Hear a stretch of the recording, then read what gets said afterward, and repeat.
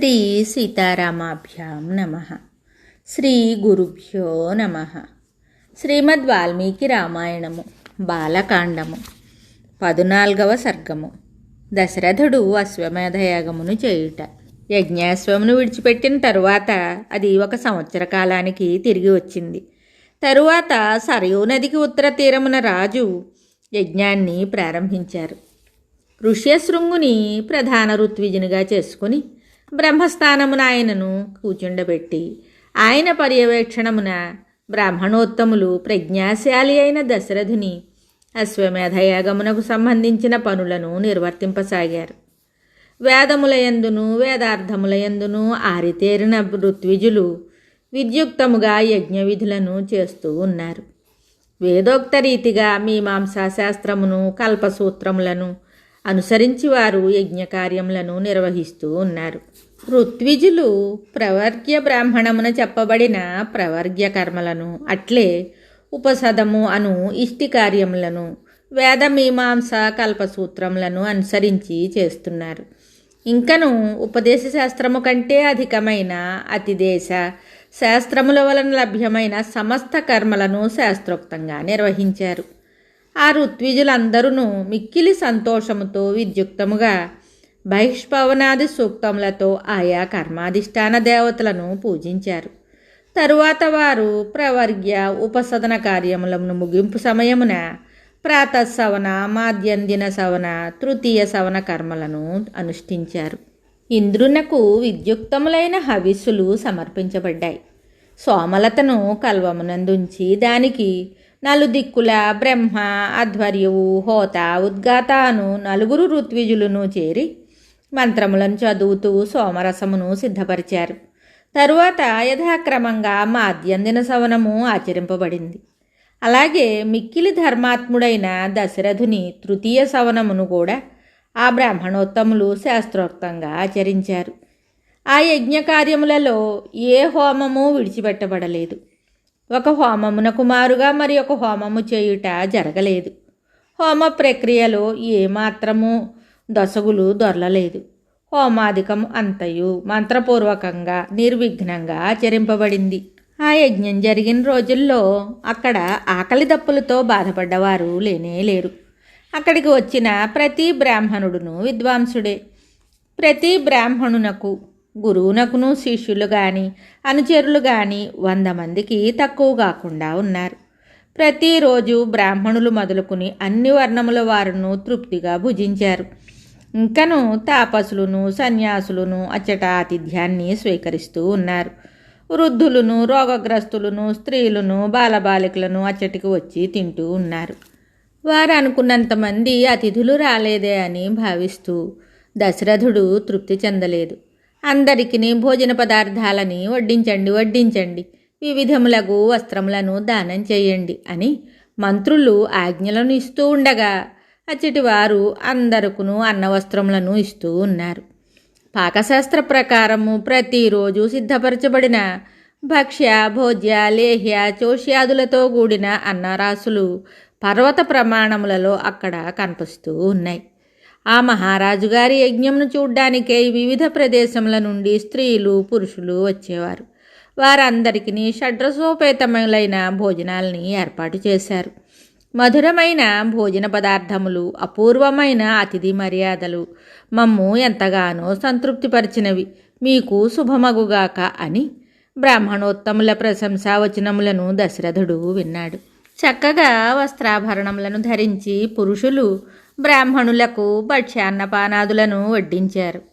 ప్రకాశించుచున్న మణికుండలములను దాల్చిన మరికొందరు అతిథి సేవలలో వారికి సహాయపడుతున్నారు. వాక్చతురులను ప్రజ్ఞాశీలురును అయిన బ్రాహ్మణులు హోమకార్యముల మధ్య విరామ సమయంలో ఒకరినొకరు జయింపవలనను ఉత్సాహంతో హేతుబద్ధములైన అనేక వైదిక చర్చలను చేస్తూ ఉన్నారు. ఆ యజ్ఞమునందు ప్రతిరోజు సమర్థులైన బ్రాహ్మణులు సవనత్రయాది సర్వకర్మలను వశిష్ఠాది మహర్షుల ప్రేరణచే శాస్త్రోక్తముగా ఆచరిస్తూ ఉన్నారు. ఆ దశరథ మహారాజు గారి యజ్ఞసభలో కూర్చొని ఉన్న బ్రాహ్మణోత్తములందరూ శిక్షా వ్యాకరణాది షడంగములలో ఆరితేరిన వారే, వ్రతనిష్టాపరులే. ఎన్నో శాస్త్రములలో పారంగతులే, శాస్త్ర చర్చలలో సమర్థులే. ఆ యజ్ఞమునందు యూపస్తంభములను నిలబెట్టవలసిన సమయం రాగా 6 మారేడు యూపస్తంభములు, చండ్రస్తంభములు 6, అట్లే 6 మోదుగ స్తంభములు, తరువాత విరిగి చెట్టు స్తంభం 1, దేవదారు వృక్ష స్తంభములు 2 నిలబెట్టబడినవి. ప్రతి 2 యూపస్తంభముల మధ్య బారెడేసి దూరం ఉంటుంది. ఈ యూపస్తంభములన్నీ కూడా యజ్ఞశాస్త్రజ్ఞులచే, యజ్ఞములను నడిపించగల అనుభవజ్ఞులచే యజ్ఞ శోభలను ఇనుమడింపజేయుటకై బంగారు తొడుగులతో అలంకరింపజేయబడ్డాయి. నిల్పబడిన యూపస్తంభములు 21. ప్రతి యూపస్తంభము 21 మూరల పొడవున రూపొందించబడింది. ప్రతి స్తంభమును వేరువేరుగా వస్త్రములతో అలంకరించారు. ఈ యూపస్తంభములన్నింటినీ హెచ్చుతగ్గులు లేకుండా చక్కగా దృఢంగా, చిల్లులు మొదలగు లోపములు లేకుండా 8 అంచులతో నునుపుగా చూడముచ్చటగా శిల్పులు సిద్ధపరిచారు. అవి శాస్త్రోక్తముగా స్థాపించబడ్డాయి. అవి వస్త్రములచే కప్పబడ్డాయి, పువ్వులచే గంధములచే అలంకరింపబడ్డాయి. ఆకాశమున సప్తఋషుల వలె అవి దేదీప్యమానములై విరాజిల్లుతూ ఉన్నాయి. ఇటుకలు శాస్త్రోక్త ప్రమాణములతో సిద్ధపరచబడ్డాయి. యజ్ఞవేదికల నిర్మాణములయందు దక్షులైన బ్రాహ్మణులచే అగ్నివేదికలు నిర్మించబడ్డాయి. దశరథ మహారాజు చేస్తున్న యజ్ఞమునందు యజ్ఞ నిర్వహణ దక్షులైన బ్రాహ్మణులు శాస్త్రోక్తముగా అగ్నివేదికను నిర్మించారు. ఇది 2 రెక్కలను తోకను చాచి తూర్పు ముఖముగా క్రిందికి చూస్తున్న గరుత్మంతుని ఆకృతిలో ఉంది.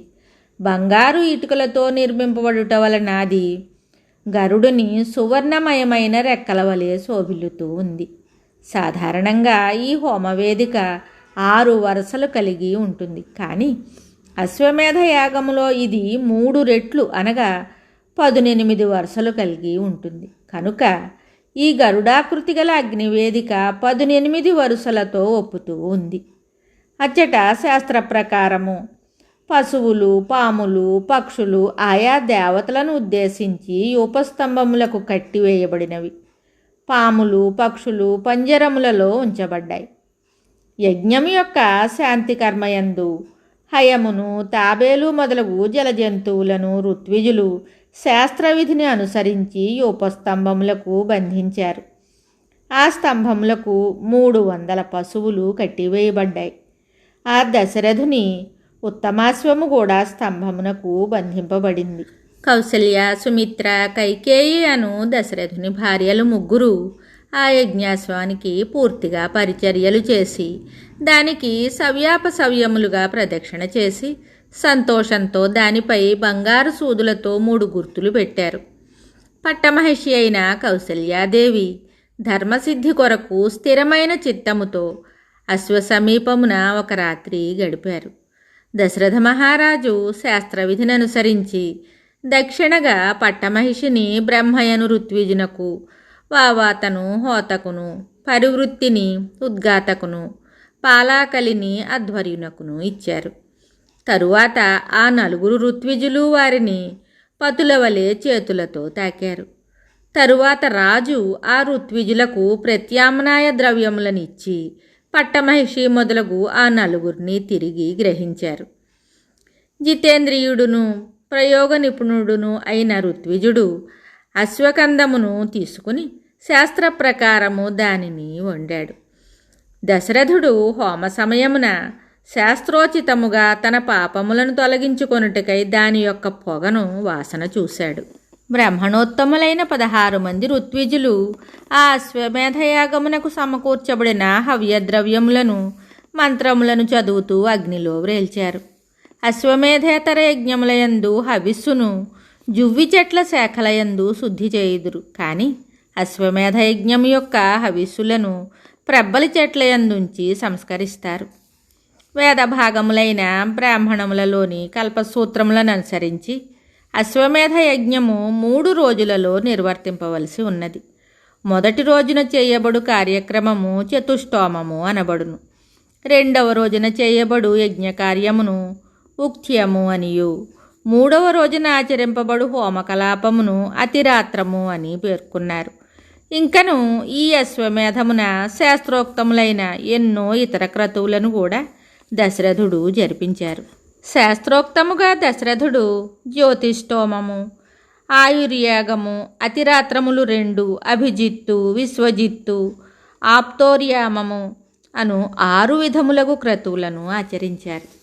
దశరథ మహారాజు తన వంశాభివృద్ధికై హోత అను ఋత్విజునకు తూర్పు దిశనున్న భూమిని, అధ్వర్యువు అను ఋత్విజునకు పడమరునున్న భూమిని, బ్రహ్మస్థానముననున్న ఋత్విజునకు దక్షిణముననున్న భూమిని, ఉద్గాత అను ఋత్విజునకు ఉత్తర దిశయందున్న భూమిని దక్షిణలుగా ఇచ్చారు. అశ్వమేధ యజ్ఞమునకు సంబంధించిన ఈ విధులను పూర్వము స్వయంభూ అయిన బ్రహ్మయే తెలిపి ఉండెను. దశరథ మహారాజు క్రతువు ముగిసిన తరువాత శాస్త్ర ప్రకారము క్రతుఫలాభివృద్ధికై ఈ విధంగా ఋత్విజులకు భూదానములను ఇచ్చారు. అంతట ఋత్విజులు అందరూ యజ్ఞము ద్వారా పవిత్రుడైన ఆ రాజుగారితో, ఈ సమస్త భూమండలమును పరిరక్షించుటకు నీవే సమర్థుడవు, మాకు భూమితో పని లేదు, దానిని పండించుటలో గాని రక్షించుటలో గాని మేము అశక్తులము, నిత్యము నిరంతరము మేము వేదశాస్త్రములను అధ్యయనం చేయుటయందే నిరతులము. ఓ మహారాజా, ఈ దానభూములకు మారుగా కొంత ధనమును మీరే ఇప్పించండి. ఓ మహారాజా, శ్రేష్టములైన మణులను గాని బంగారమును గాని గోవులను గాని లేక సిద్ధముగా ఉన్న ఏ వస్తువులైనను మాకు దయచేయండి, భూమి వలన మాకు ప్రయోజనమేమి అని అన్నారు. వేదవేత్తలైన బ్రాహ్మణులు ఇలా అనగా మహారాజు వారికి 10 లక్షల గోవులను, 10 కోట్ల బంగారు నాణెములను మరియు దక్షిణలకు ప్రత్యామ్నాయంగా 40 కోట్ల వెండి నాణేలని ఇచ్చారు. ఆ ఋత్విజులందరూ కూడి తమకు దక్షిణలుగా లభించిన సంపదలను దీశాలురైన వశిష్ఠునకును ఋష్యశృంగ మహర్షికిని సమర్పించారు. ఆ ఇరువురును ఆ దక్షిణలను ఋత్విజులకు యథోచితంగా పంచిచ్చారు. అప్పుడు ఆ బ్రాహ్మణోత్తములందరూ ప్రసన్న చిత్తులై మేమెంతయు సంతుష్టులమైతిమి అని అన్నారు. తరువాత దశరథుడు యాగమును చూడ్డానికై వచ్చిన బ్రాహ్మణులకు మేలైన 1 కోటి బంగారు నాణెములను శ్రద్ధాధర్ములతో సమర్పించాడు. ఇట్లు కోశాగారమున గల ద్రవ్యమునంతా కూడా పూర్తిగా దానం చేసిన తరువాత నిర్ధనుడైన ఒక బ్రాహ్మణుడు అక్కడికి అర్థి అయి వచ్చేయగా దశరథుడు ఆయనకు తన ముంజేతి కంకణాన్ని దానం చేశాడు. సమృద్ధిగా దక్షిణలు లభించగా బ్రాహ్మణులు ఎంతో సంతృప్తి చెందారు. బ్రాహ్మణుల ఎడ భక్తి తత్పరుడైన ఆ రాజు ఆనంద బాష్పాలను రాలుస్తూ వారికి నమస్కరించాడు. భూమిపై సాగిలపడి నమస్కరిస్తున్న ఉదారుడైన ఆ మహారాజును బ్రాహ్మణోత్తములు సాంప్రదాయబద్ధంగా వేదమంత్రములతో ఆశీర్వదించారు. పుత్రప్రాప్తికి ప్రతిబంధకములైన పాపములను తొలగించునదియు, పుత్రలాభము ద్వారా స్వర్గమును ప్రాప్తింపజేయునదియు, సామాన్యులైన రాజులు చేయుటకు అసాధ్యమైనదియు అయిన ఉత్తమోత్తమమైన అశ్వమేధ యజ్ఞమును ఆచరించి దశరథుడు మిక్కిలి సంతుష్టుడయ్యాడు. పుత్రప్రాప్తికై సుమంత్రుడు తెలిపిన క్రతువును మనస్సునందుంచుకొని దశరథ మహారాజు ఋష్యశృంగునితో, ఓ తపోధన, వంశాభివృద్ధిని గూర్చు పుత్రులను పొందుటకై చేయవలసిన క్రతువును నిర్వహించుటకు మీరే సమర్థులు అని అభ్యర్థించాడు. అందులకు ఋష్యశృంగుడు సమ్మతించి, రాజా, నీకు వంశోద్ధారకులైన పుత్రులు 4 కలుగుదురు అని చెప్పాడు. ఋష్యశృంగుడు పలికిన మధురవచనములను విని మహారాజు ప్రశాంత చిత్తుడై పరమానందముతో ఆయనకు ప్రణమిల్లాడు. పుత్రప్రాప్తికై క్రతు నిర్వహణమునకు ఆ తపస్విని మరలా అభ్యర్థించారు. వాల్మీకి మహర్షి విరచితమై ఆదికావ్యమైన శ్రీమద్ రామాయణమునందలి బాలకాండమునందు 14వ సర్గము సంపూర్ణము. శుభం.